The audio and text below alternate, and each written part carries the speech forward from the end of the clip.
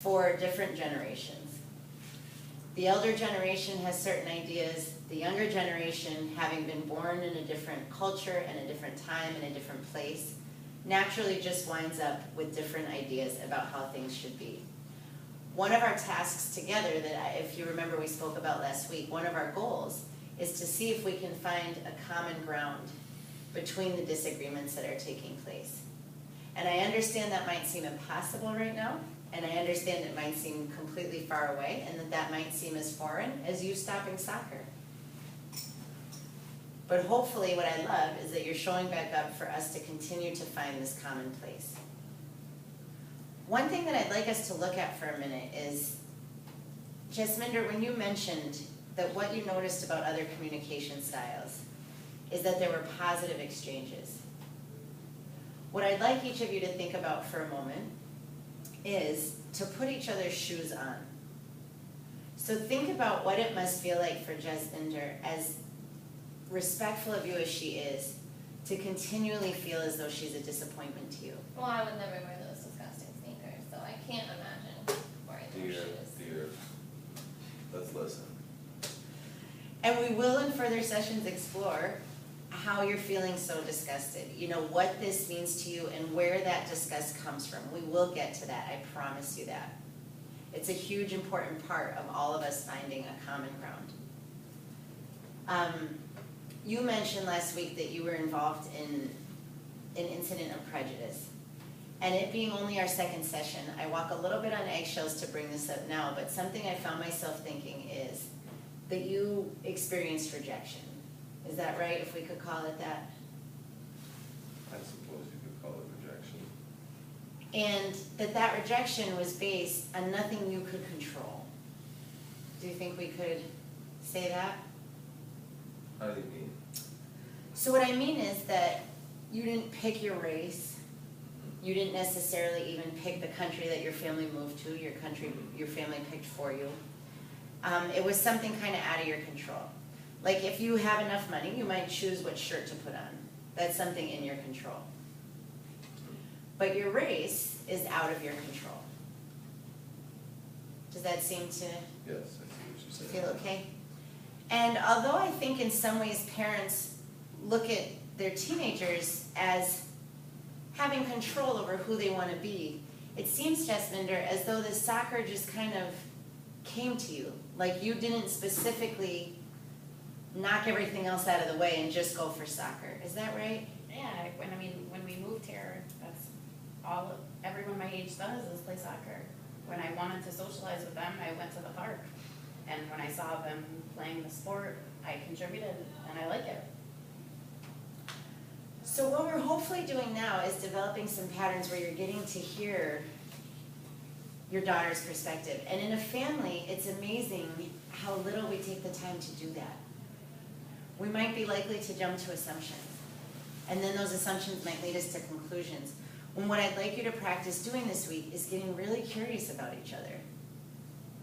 Oh, she's curious. I'm your mother. I need to know where you are, what you're doing, that you're safe. And not so much curiosity in the logistics of things, so not so much curiosity in knowing where she is, but maybe wondering why she's there.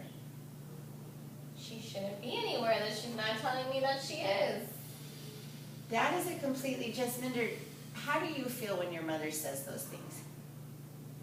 Or how do those things, if I'm curious about what those statements make you, like what they make your body feel like. To me, I feel like a baby, a child. And you are getting ready to graduate soon, yes? So what excites me is that in these huge times of transitions, you've sought out counseling. Where again, many families just slam doors. So your desire to work this out is a huge, huge strength that will really help us in the next few weeks. Okay. Do we know, I know that you wanted to keep track of time today. 1, 2. Okay, great. So as we move to the end of our session, you did a really great job today. One of the other things that I've noticed that's amazing with your family is your voices never raise. I don't know if you've noticed that. Do you agree with that? Do you disagree? Have you noticed that? For the most part. We won't make it. There's more I'll get to have the pleasure of seeing. So, when you go about this week, my ideal would be for you to forget soccer even exists. But I understand that that might not be possible. Now, what I mean by that is not that you're going to stop playing, but that the family for the week just kind of ignores the reality of soccer. That is not going to happen. But next week at our session, I will let you know how she feels. With well, remember, she's still permitted to play. Here's where I'm going with You're this. telling me what to do with my child? Not in the least. What I'm saying is that I'm not permitted, it's not my style to give her directions to say to her that she needs to stop playing soccer. What I meant is that in your conversations, let's see if we can not have it be something we talk about. And wow, see, you're even being willing to go with that is a huge sign of strength. That is amazing, and I'm very grateful to you, as you should all be, grateful to each other for being willing to just switch things up a bit. So what I'd like you to discuss is every day, when you each wake up, I'd like you to have a notebook downstairs. Does that sound possible? Do you have some spare paper in the house? Yeah, I have extra notebooks. Great. What I'd like you to do in this notebook, if you're willing, is to write a nice thing about each other every day. So you would write a comment about Jasminder and a comment about your husband. Mohan, you would write a comment about your wife and a comment about Jasminder. And Sakiji, you would in turn write comments as well. The comments just have to be one little statement about something you appreciate about the other person. That's it. Maybe something they did that made you laugh yesterday, maybe something that they did 10 years ago that's still in your memory that you always think of. Do you have any questions about what I'm asking you to write? It has to be positive, right? That is the one guideline. Just like in here, we have to respect everyone, the statements need to be positive. And I just kind of want to see where that brings us next week.